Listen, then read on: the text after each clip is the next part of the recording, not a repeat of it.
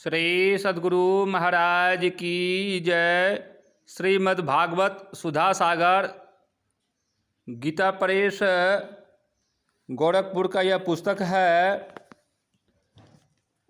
इसमें एक प्रसंग आया है, एकादश स्कंध, पेज नंबर 1053, 12वां अध्याय, सत्संग की महिमा और कर्म तथा कर्म त्याग की विधि।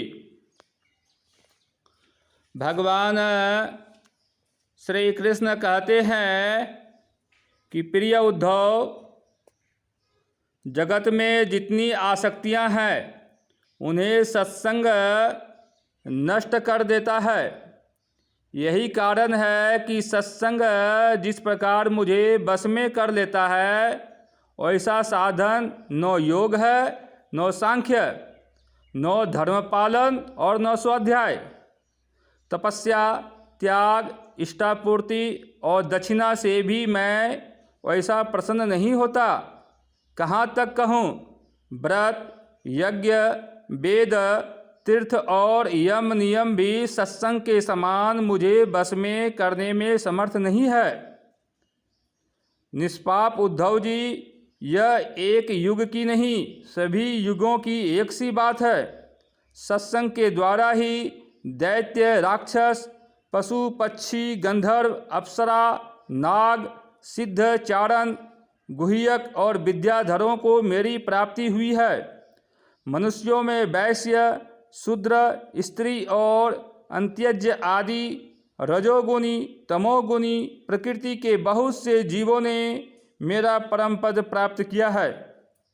वृतासुर, प्रहलाद, वृषपर्वा, बलि, बानासुर, मैदानव, विभीषण, सुग्रीव, हनुमान, जामवन, गजेंद्र, जटायु, तुलाधार, वैश्य, धर्मव्याध, कुब्जा, ब्रज की गोपियाँ, यज्ञपत्नियाँ और दूसरे लोग भी सत्संग के प्रभाव से ही मुझे प्राप्त कर सके हैं।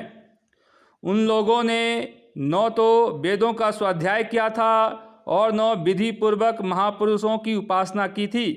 इसी प्रकार उन्होंने कृच्छ, चांद्रायन आदि व्रत और कोई तपस्या भी नहीं की थी। बस केवल सत्संग के प्रभाव से ही वे मुझे प्राप्त हो गए।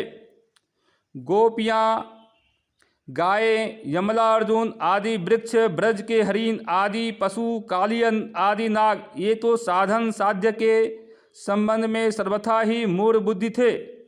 इतने ही नहीं, ऐसे ऐसे और भी बहुत हो गए हैं जिन्होंने केवल प्रेम पूर्ण भाव के द्वारा ही अनायास मेरी प्राप्ति कर ली और कृतकृत्य हो गए। उद्धव, बड़े बड़े प्रयत्नशील साधक योग, सांख्य, दान, व्रत, तपस्या, यज्ञ, श्रुतियों की व्याख्या,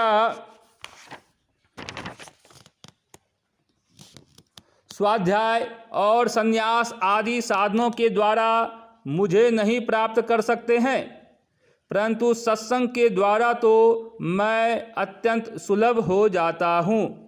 श्री सद्गुरु महाराज की जय।